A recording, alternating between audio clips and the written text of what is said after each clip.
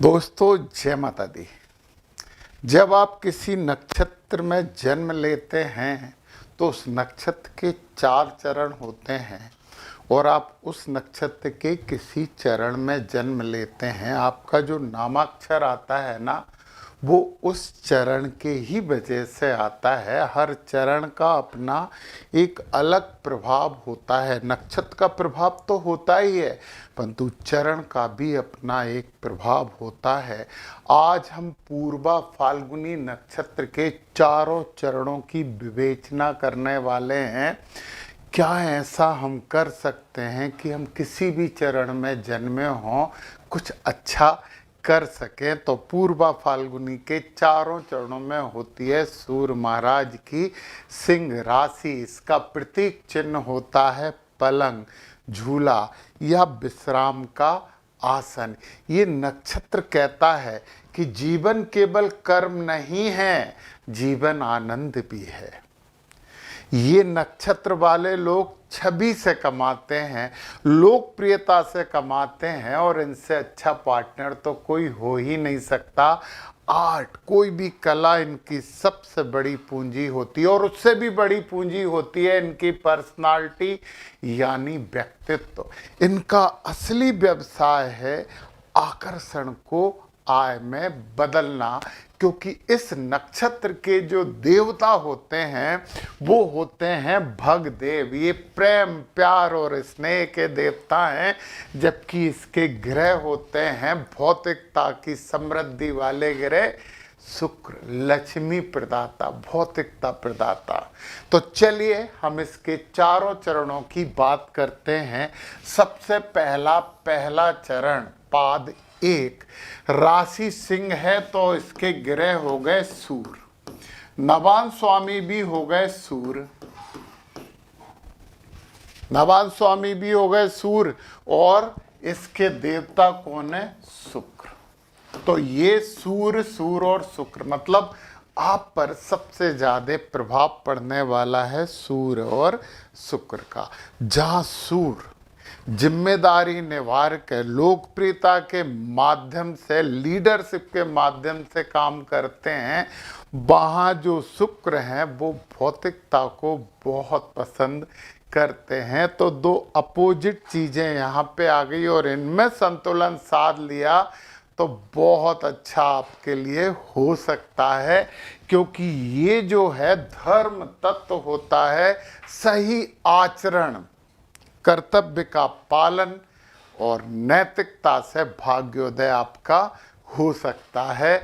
और ये अग्नि तत्व वाला चरण होता है, बहुत ऊर्जावान होते हैं, नेतृत्व क्षमता होती है, साहस होता है, प्रेरणा देने वाला स्वभाव होता है, बहुत आत्मविश्वासी होते हैं, थोड़े ज़्यादा ही आत्मविश्वासी होते हैं और जोखिम लेने की क्षमता होती है। अहंकार कभी कभी आ जाता है और शरीर में पित्त का प्रभाव थोड़ा सा अधिक होता है। फिर भी ये नक्षत्र यदि सही आचरण अपनाए, मतलब इस चरण वाले लोग, तो बहुत अच्छा कर सकते हैं। चलिए हम दूसरे चरण के लिए बात करते हैं और दूसरा चरण है, राशि तो सिंह है तो सूर्य तो इसके स्वामी हो ही गए और इस नक्षत्र के स्वामी ग्रह शुक्र हैं और नवान स्वामी हो गए बुध। तो देखिए आप जरा, अब आप पे प्रभाव पड़ेगा शुक्र का, बुध का। शुक्र और बुध मिलकर लक्ष्मी नारायण योग बनाते हैं और सूर्य नेतृत्व क्षमता देता है, एग्रेशन देता है। तो जल तत्व, अग्नि तत्व और भूमि तत्व तीनों का अजीब सा संतुलन है। ये चरण वाले लोग बहुत बहुत प्रगति कर सकते हैं, क्योंकि ये अर्थ तत्व है, भौतिक समृद्धि ये प्राप्त करते हैं, आर्थिक स्थिरता इन्हें प्राप्त होती है, धन कमाने के बहुत से साधन ये अपना सकते हैं। पृथ्वी तत्व है और पृथ्वी तत्व का मतलब होता है स्थिरता इनमें रहती है, स्थायी सफलता पाने की ये क्षमता रखते हैं, जिद्दी होते हैं और थोड़ा सा बदलाव से डरते हैं। तो इसमें जो इस नक्षत्र चरण के जो जातक हैं उनके उसमें कफ की प्रधानता होती है शरीर में, परंतु फिर भी एक अच्छा चरण है।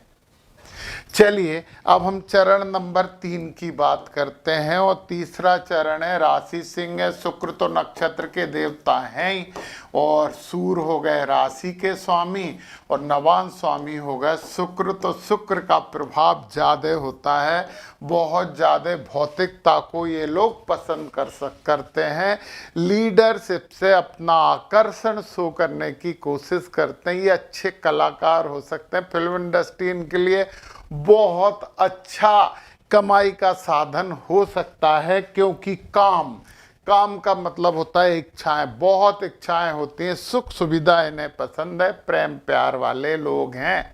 और ये जो तत्व है वो वायु तत्व है, चंचल होते हैं, परंतु कम्युनिकेशन स्किल बहुत अच्छी होती है, नए आइडियाज कमाल के आते हैं आप में, बुद्धिमान हो, सोशल हो, जल्दी सीखने वाले लोग हो, मन अस्थिर होता है, और निर्णय में बड़ा कंफ्यूजन आपको हो जाता है, और आप लोगों के शरीर में बात की अधिकता होती है। चलिए अब हम आ जाते हैं चरण नंबर 4 पे, और चरण नंबर 4 में शुक्र तो आपके नक्षत्र के देवता हैं ही, और राशि स्वामी तो सूर्य हो ही गए, और नमान स्वामी मंगल हो गए। मंगल अग्नि तत्व है, सूर्य अग्नि तत्व है, शुक्र जल तत्व है, रुका हुआ जल होता है। तो एग्रेशन आप में रहेगा, लीडरशिप आप में रहेगी, भौतिकता आप पसंद करने वाले हो। अपनी कुंडली में सूर्य मंगल और शुक्र को व्यवस्थित करना आपके लिए बहुत जरूरी हो जाता है। मोक्ष वाले लोग होते हैं, अध्यात्म, मुक्ति, विरक्ति, स्वतंत्रता, ये सब आपको चाहिए ही चाहिए। और जल तत्व जब होता है तो फिर आपकी भावनाएं जो होती हैं वो ज़्यादा संवेदनशील होती हैं, अंतर्ज्ञान होता है, गहरी समझ होती है, केयरिंग आप हो, लोगों को आध्यात्मिक समझ आप में होती है, परंतु बहुत जल्दी हर्ट हो जाते हो। इमोशनल इनस्टेबिलिटी तो है ही, मूड स्विंग आपका होता रहता है, इस पे काम करना चाहिए। तो किसको संभालें? शुक्र, सूर्य और मंगल, इन्हें हम, क्योंकि ये 3 ग्रह आपकी कुंडली के लिए बहुत महत्वपूर्ण हैं। यदि आपको नक्षत्रों को पूरा समझना है तो मैं नीचे डिस्क्रिप्शन में मेरे ऐप की लिंक है, फाइनेंस एस्ट्रोलॉजी नाम का कोर्स है, जिसमें नक्षत्रों की, चंद्र श्रृंगोन्नति की पूरी जानकारी है, और भी बहुत से कोर्स हैं, कृष्णमूर्ति पद्धति पे भी उसमें कोर्स है। आप उसे प्राप्त करके अपना ज्ञान बढ़ा सकते हैं। परंतु ये है कि पूर्वा फाल्गुनी नक्षत्र कर्म में भी आनंद लेते हो, और आनंद में कर्म करते हो। कहते हो अकेला कर्म नहीं करना, आनंद भी करना है। जय माता दी।